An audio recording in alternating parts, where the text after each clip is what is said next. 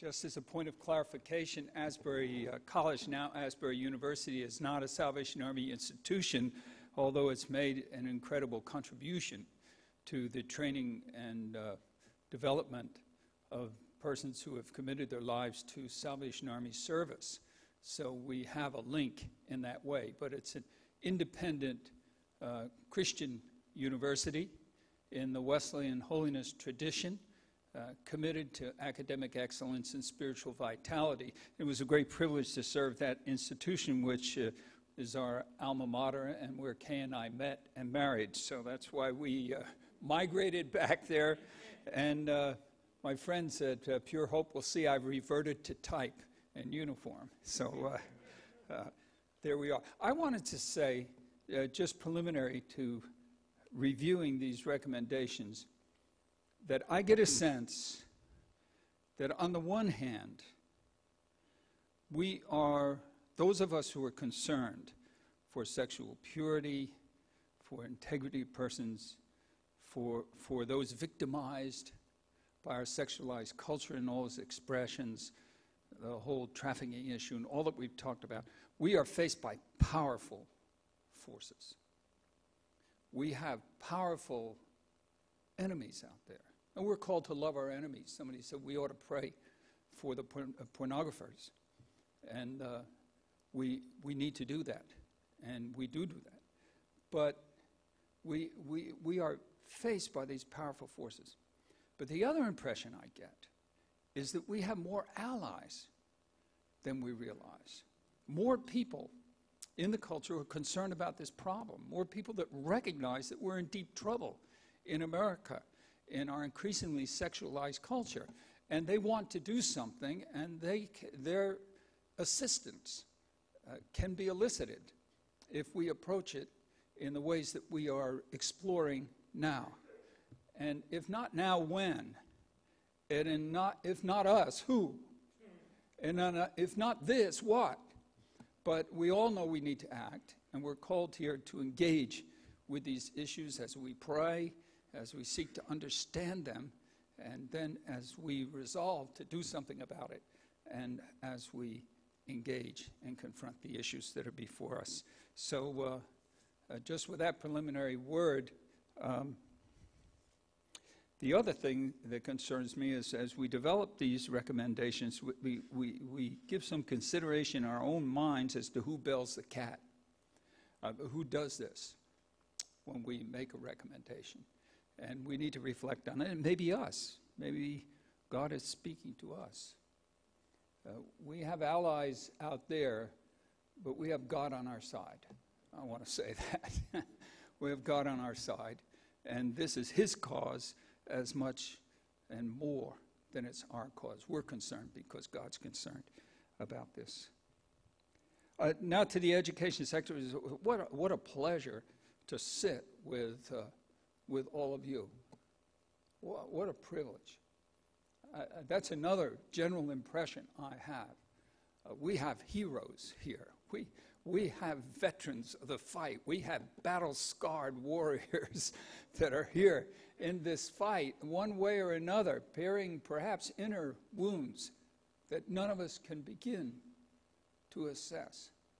So you are precious. You are precious to this whole cause. And you are valued by us. You are valued by God.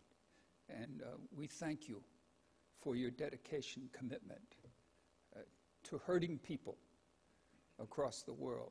So thank you for what you're doing in that way. But I just got that sense of privilege sitting around listening. Young and old, experienced in a whole variety. What a cross-section we have from faith communities, various faith communities, and just growing respect and appreciation for them, for each of you and your dedication. So thank you for that privilege by making yourself present to this. There was a sense that came through in a number of ways, not in these recommendations, it came through in this in other ways, of a need to collaborate more effectively and to relate to one another and to be in conversation with one another and to avoid remaking the wheel so far as possible and leveraging the advantages that we already have, the strengths that we know and that we're discovering, and utilize the resources that are available to us. And that was emphasized already, and we're going to underscore it again. Well, some of these are based on what you have before you in terms of the education sector working group recommendations that came forward from our preliminary phone conversations. Those were helpful. And then others, of course, that have come out of our discussion. Number one, and this is related to educators, particularly academics in the post-secondary and graduate levels of education. Support and direct young people, students, to student-led organizations that are endeavoring to promote the dignity of the human person and restore respect and admiration for marriage, sexual morality, and virtue generally within the campus community. Second, engage colleagues, that is for academics, professional educators, engage colleagues in respectful and reasoned discourse about the exploitative realities of pornography specifically, and commercial sex generally, as well as the sexual permissiveness that fuels and results from the sex industry. And that has been amplified in what we've been talking about, very taken with the seamless connection between these things has already been accented for us. But the seamless connection between porn and prostitution and trafficking and the whole series of tragic events. Strive to build relationships with local faith communities, to engage faith leaders in the conversation, and to equip them, this is for academics, with research and arguments in support of chastity before marriage, fidelity in marriage, and sexual integrity and wholeness generally. 4, equip and unite campus ministries groups around the issues of promoting the sacredness of human sexuality and opposing pornography and other forms of sexual exploitation. There's much more that was said and can be said about that, and others in the group may want to relate to it as we get into conversation together here a little later. But there are both denominational, faith, community, campus life programs that are available. There are parachurch organizations like Young Life, Campus Crusade for Christ, and so forth that are on campuses, InterVarsity Fellowship. I mentioned the InterVarsity Triennial Student Missionary Conference that has met traditionally at the University of Illinois at Urbana. It's going to be in St. Louis next year, where they have tens of thousands of young people together.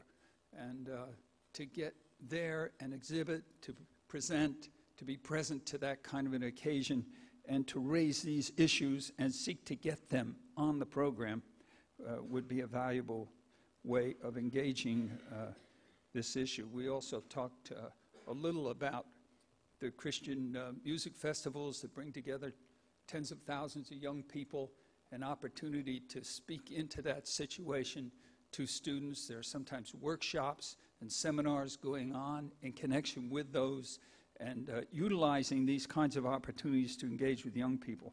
But there are other needs for more long-term spiritual formation, discipleship, and development programs that need to be built into our efforts to relate to these groups. Fund and encourage graduate-level research in various disciplines relating to sexual wholeness and the cost of sexual brokenness. Who wants to take up that challenge? Perhaps someone does. What an important thing to invest in some scholars that are working at these issues and need funding to undertake those studies.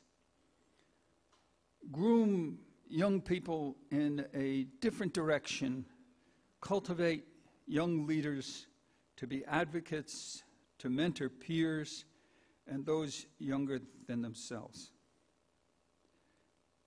And then this was a recurring concern that came from various directions: the establishment of a clearinghouse of educational resources and publications that would be peer-reviewed for integrity and accuracy and relevancy, and in some way presented with regard to the different populations to which we're trying to relate in addressing this issue. For example, a great deal of our concern, depending on where we're from and the kinds of persons we're working with, are directed towards strengthening traditional families. And we want to do that. If you're in a church congregation or in a faith fellowship where there are predominantly whole families, that's a wonderful thing. And perhaps in that kind of church, those kinds of families migrate to that church because that's the kind of people they want to relate to. But there are a lot of us that are out there working with serious brokenness in family life, where you have 5 or 6, 7 children who have had 3 different fathers. Perhaps 2 of the 3 are absent, or all 3, or maybe we're still working with a boyfriend here in the home that's abusing the kids. I mean, that's the kind of setting out of which a lot of these kids come, and we need to develop ways to relate to them, to strengthen them, mentor them, to build into them the possibility of a brighter future of sexual wholeness. So finding ways to do that, developing curricula that will do that is significantly important. There was a recurring emphasis on what are we going to do about kids before they get into these patterns. How do we build an understanding of sexual wholeness into their lives early on? What kind of curricula exist for doing this? What kind of programs? And there are programs. There are programs for discipleship. There are programs for this kind of thing that have been referenced to us. And it's the kind of thing that we need to have a clearinghouse for some way. We need to work on that issue, find out who can do that best. I have to say that Pure Hope has a host of resources on their website. I want to say the Salvation Army and Lisa Thompson, whom you met, has done a fantastic job of putting together a quality website with a whole range of resources that are available. Kay and I discovered stopthetraffic.org, which is based in England, but they have some wonderful materials, and they're doing the kinds of things that we're talking about doing here. And by the way, the idea for the prayer stations came from them, and I hope you've taken an opportunity to visit the prayer stations. That's something you can do, and you can develop that idea, and they have information on that site.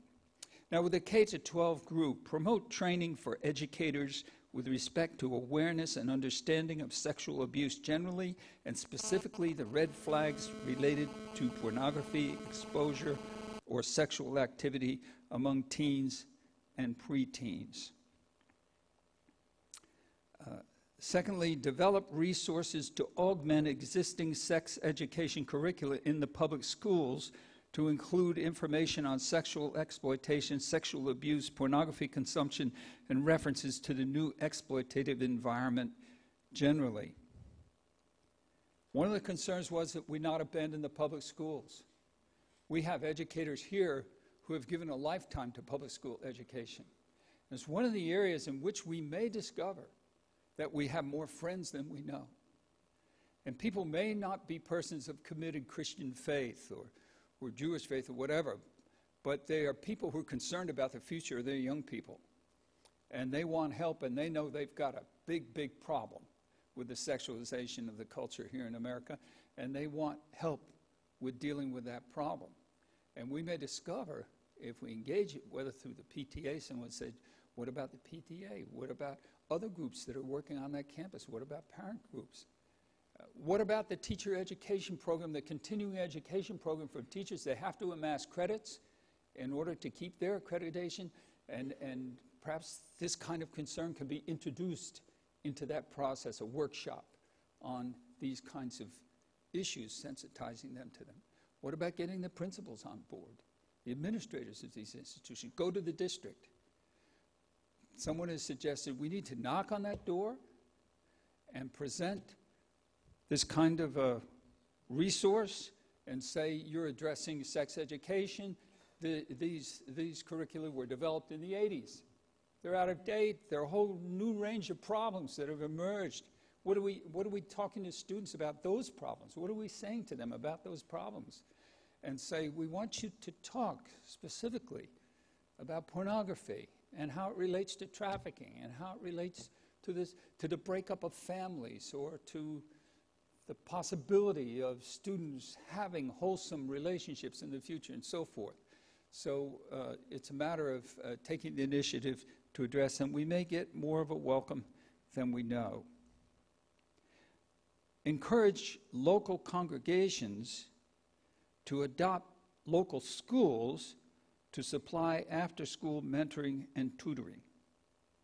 I think this is a wonderful idea, and we had an example of it that was shared with us that has made a huge difference in that school and in the whole atmosphere of that institution. And when there was a suicide there, the importance of that dimension of support was so real to them. Engage individually and collectively with other teachers to empower and organize parent groups, district by district, to demand appropriate policies and programs related to sex education and sexual health generally in public schools. Now, there were many other questions that came to the fore, but one that I should just underscore again is there's a feeling that we need to develop some structure, some way that we can continue to talk to each other. In fact, cards were gathered up, and there are people who want to be able to, maybe through email updates, the kinds of things that some organizations are already producing, perhaps in putting together these materials. Rick will address that. Perhaps what's available post-conference. Maybe the Convergence website will continue to be up or whatever, but some way in which we can continue to leverage the opportunity to talk to one another, to share resources, to collaborate, to work together effectively to address this issue. So I think that, I hope that represents our group, and I think we'll have an opportunity to pitch in on some things that we may feel were not fully expressed. So thank you, Ken.